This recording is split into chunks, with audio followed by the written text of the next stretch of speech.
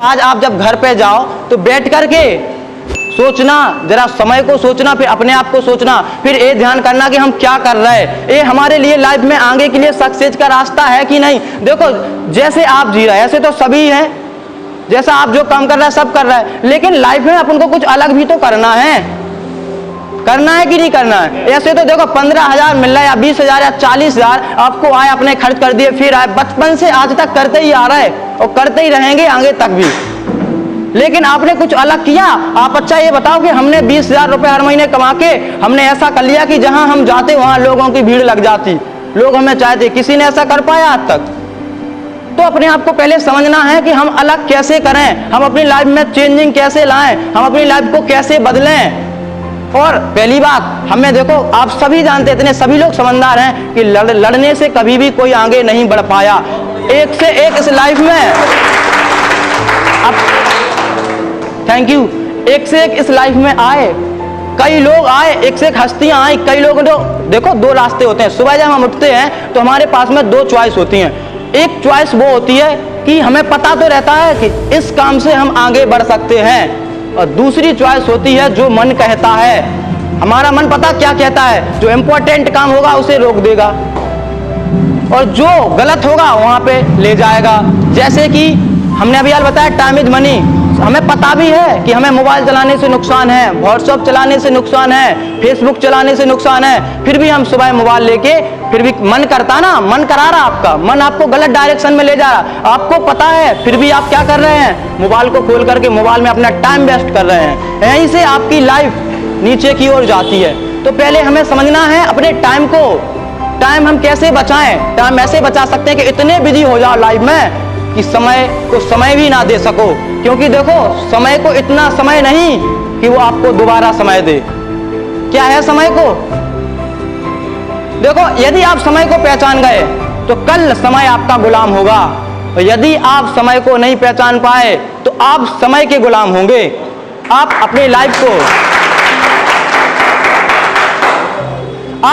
Life को जितना देखो बर्बाद करते चले जाओगे, लाइफ आपको बर्बाद करेगी, पक्की बात है। क्योंकि देखो हम कपड़ों को इज्जत देते हैं, कपड़े हमें इज्जत देते हैं, हम कपड़ों को धोते हैं, प्रेस करके फिर पहनते हैं तो वो हमारी इज्जत कराते हैं। हम जिसकी कदर करते हैं वो हमारी कदर करता है।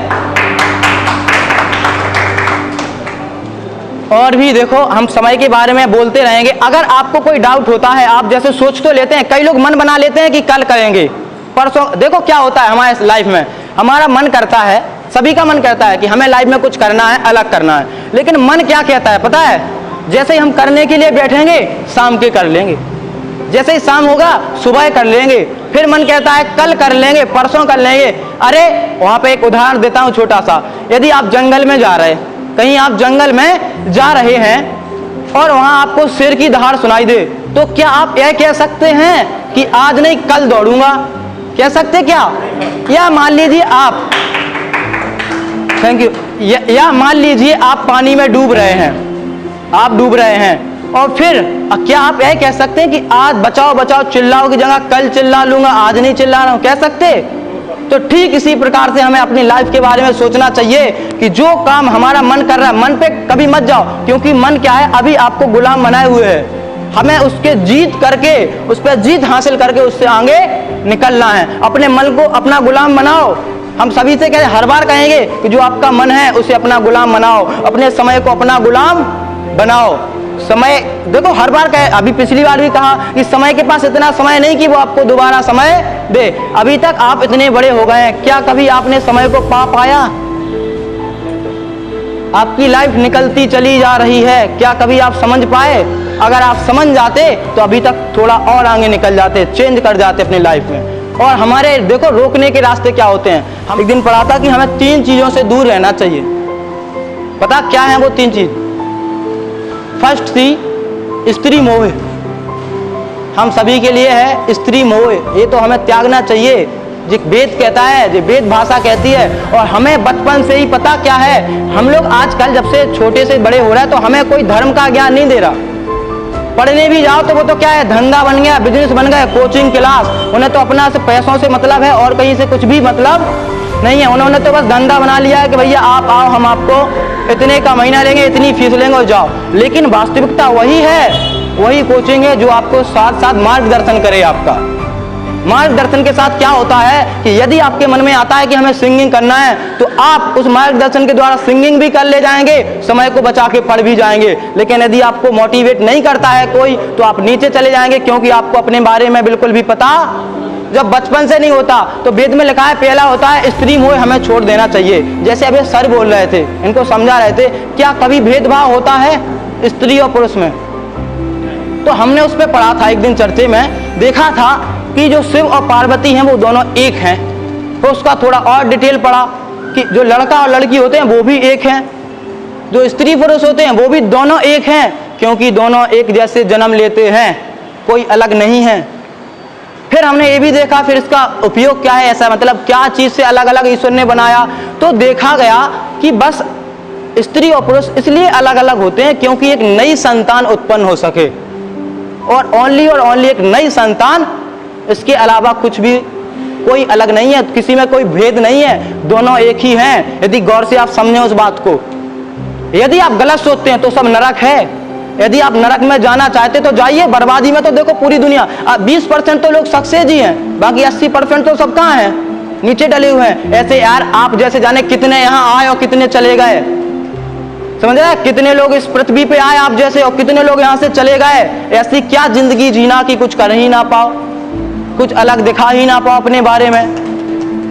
तो हमने जैसे ही पढ़ा था कि स्त्री मोह हमें त्याग देना चाहिए। मनुष्य का सबसे बड़ा रोग यही होता है, नीचे गिरना का, कि स्त्री मोह क्या होता है। एक और बात सुनो, हमारे सभी के अंदर, हम जितने लोग हैं, एक कोई ना कहे कि हम अच्छे हैं, कोई अच्छा नहीं है। ये बिल्कुल सच बात है कि देखो हम सभी लोग कामदेव के गुलाम हैं। काम यानी इच्छा। ब्रह्मा जी ने इसलिए बनाया था कामदेव जी को, क्योंकि लोगों में एक दूसरे को क्या हो, एक दूसरे के लिए अट्रैक्शन हो, जिससे क्या हो सके, एक नई, हमने बताया ना, नई उत्पत्ति हो सके, इसलिए वो काम इच्छा हुई थी। लेकिन यदि हम ईश्वर से जुड़े, प्रभु राम के चरणों में अपना समर्पण दें, तो माया दूर भगती है, इच्छा दूर जाती है, तब हम आगे बढ़ सकते हैं। समझ पा रहे हैं ना बात को? तो हमें क्या करना, उसलिए हमें क्या करना पड़ेगा, उसके लिए पहले तो सर्वप्रथम हमें एक त्याग करना चाहिए। क्या त्याग? किसी को देखकर हमें कभी भी मन में गलत नहीं लाना चाहिए कोई भी विचार। यदि आपने इस पर जीत हासिल कर ली, समझ लो आप एक स्टेज ऊपर निकल गए। क्योंकि हमारा एक ही काम होता है, कहीं भी कोई लड़की देखे, हम देखो क्या है, 16 साल में जब हम कोचिंग पढ़ाते थे, लड़कियां थी वो हमसे बड़ी थी, वो हम पढ़ाते थे। किस वजह से? सभी लोग हमें जानते हैं कि एक बच्चा कैसा है, एक अच्छा है, नेचर आपका पता चल जाता ना। जैसे आप कोई काम करते हैं और आप कहीं बात करते हैं तो आपका नेचर पता चल जाता, फिर लोग विश्वास कर सकते। इसके अलावा, क्योंकि फिर तो लास्ट ऑप्शन विश्वास है, और विश्वास में यदि धोखा मिले तो वो बात फिर अलग हो जाती। तो जैसे ही आप कोई भी काम करें, तो पहले तो गलत विचार ना होना चाहिए हमारे अंदर।